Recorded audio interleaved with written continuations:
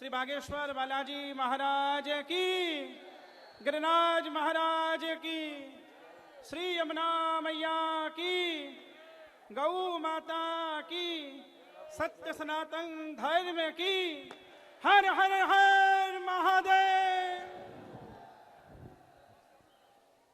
मंच पर विराजमान सभी पूज्य संतों के युगल चरणारविंद में बारंबार प्रणाम करते हुए और ये संपूर्ण सनातन यात्रा की उत्सव मूर्ति प्रेरणा, जिनका सानिध्य न केवल इस बांके बिहारी बागेश्वर मिलन यात्रा को प्राप्त हो रहा है, अपितु पूरे देश को और विश्व को प्राप्त हो रहा है। 2013 में और 2015 में बरसाना से एक यात्रा प्रारंभ हुई थी, यमुना यात्रा। उस समय में भी फरीदाबाद में भी एक प्रवास था। उस समय मुझे उसमें आने का सौभाग्य मिला, लेकिन इतने दिनों के बाद मैं ये बड़े विश्वास के साथ कह सकता हूं, मैंने मेरे 40-42 साल की उम्र में ऐसी यात्रा आज तक नहीं देखी। ना ऐसा जोश देखा, ना ऐसा कोई जुनून देखा। क्या बच्चा, क्या बालक, क्या जवान, क्या बूढ़े, क्या रोगी, क्या स्वस्थ, सब भगे चले आ रहे हैं।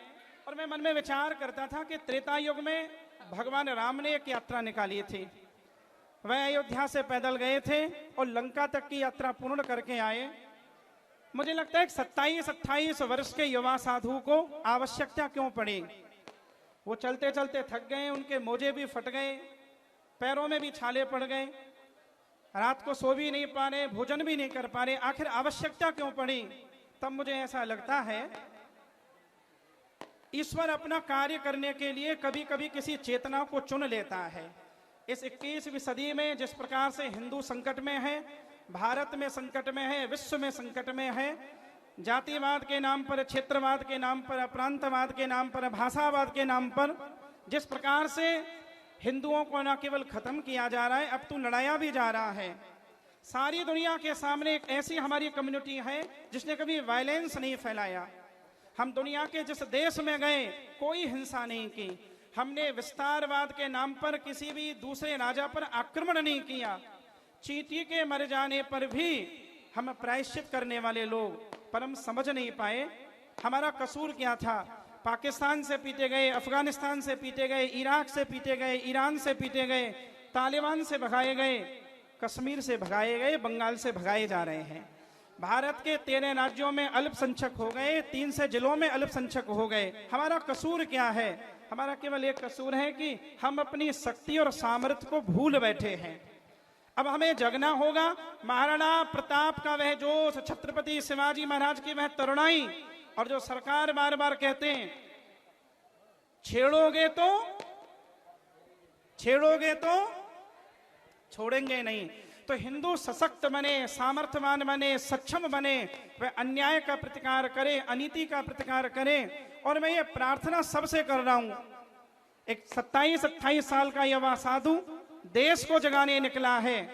ये कोठी बंगलों में, BMW मर्सिडीज में बैठने वालों, ये जरूर ध्यान रखना, ये कोठी बंगला मर्सिडीज और BMW ये कश्मीर से भी छोड़कर भगना पड़ा था। वो दिन दूर नहीं जब वो स्थिति आएगी।